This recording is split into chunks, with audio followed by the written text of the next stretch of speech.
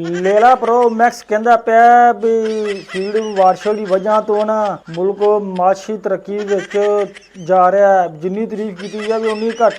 ਤੇ ਜਿਹੜਾ ਮੇਰੇ ਉਸਤਾਦ ਜੰਗ ਡਿਜ਼ਾਈਨਰ ਉਹਦਾ ਕੋਈ ਕਿਰਦਾਰ ਨਹੀਂ ਹੈਗਾ ਮੁਲਕ ਨੂੰ ਲੋੜੇ ਲਵਾਉਣ ਵਿੱਚ। ਸਾਰਾ ਮੁਲਕ ਦਾ ਬੇੜਾ ਗਰਕ ਕੀਤਾ ਹੈ ਮੀਆਂ ਸਾਹਿਬ। ਉਹਦੇ ਉੱਤੋਂ ਤੁਸੀਂ ਝੂਠੀਆਂ ਤਾਰੀਫਾਂ ਇੱਕ ਦੂਜੇ ਦੀ ਕੀਤੀ ਜਾ ਰਹੇ ਜੇ। ਬੜੀਆਂ ਖਿਦਮਤਾਂ ਕੀਤੀਆਂ ਨੇ ਮਾਸ਼ਾਅੱਲਾ। ਅਸੀਂ ਬੜੀ ਚੰਗੀ ਤਰ੍ਹਾਂ ਜਾਣਦੇ ਪਏ ਹਾਂ ਵੀ ਮੁਲਕ ਕਿੰਨੀ ਕੁ ਮਾਸ਼ੀ ਤਰੱਕੀ ਕਰਦਾ ਪਿਆ। ਟੈਕਸਟਾਈਲ ਸਾਰੀਆਂ ਬੰਦ ਹੋਈਆਂ ਪਈਆਂ ਨੇ, ਆਟੋ ਪਾਰਟ ਸਾਰੀਆਂ ਬੰਦ ਹੋਈਆਂ ਪਈਆਂ ਨੇ, ਬੇਰੋਜ਼ਗਾਰੀ ਵੱਧ ਗਈ ਹੈ। ਤੇ ਤੁਸੀਂ ਮਾਸ਼ਾਅੱਲਾ ਜਦੋਂ ਦੇ ਆਏ ਜੇ ਉਦੋਂ ਦਾ ਪਤਾ ਕਿੰਨਾ ਕਰਜ਼ਾ ਲੈ ਲਿਆ ਤੁਸੀਂ, ਡਬਲ ਤੋਂ ਟ੍ਰਿਪਲ ਕਰਜ਼ਾ ਹੋ ਗਿਆ। ਤੇ ਗੱਲਾਂ ਢੋੜੀਆਂ ਮਾਸ਼ੀ ਤਰੱਕੀ ਬੁਲੰਦ ਹੁੰਦੀ ਪਈ ਹੈ। ਉਹ ਮਾਸ਼ੀ ਤਰੱਕੀ ਨਹੀਂ, ਉਹ ਤੁਹਾਡਾ ਬੈਂਕ ਬੈਲੈਂਸ ਬੁਲੰਦ ਹੁੰਦਾ ਪਿਆ, ਤੁਹਾਡਾ ਬੈਲੈਂਸ ਵੱਧਦਾ ਪਿਆ। ਲੰਦਨ ਵਿੱਚ ਫਲੈਟ ਵੱਧਦੇ ਪਏ ਨੇ, ਉਹਨੂੰ ਮਾਸ਼ੀ ਤਰੱਕੀ ਕਹਿੰਦੇ ਨੇ। ਔਰ ਨਾਲੇ ਜਿਸ ਦਿਨ ਤੁਹਾਡੀ ਹਕੂਮਤ ਡਿੱਗ ਪਈ ਤੁਸੀਂ ਖੁਦ ਮੂੰਹੋਂ ਬੋਲ ਕੇ ਦੱਸੋਗੇ ਵੀ ਇਸ ਫੀਡ ਵਾਰਸ਼ਲ ਦੀ ਕਿੰਨੀ ਕੁ ਖਿਦਮਤ ਹੈ ਮੁਲਕ ਵਾਸਤੇ। ਫਿਰ ਤੁਸੀਂ ਗਏ ਫਰ 47 ਤੋਂ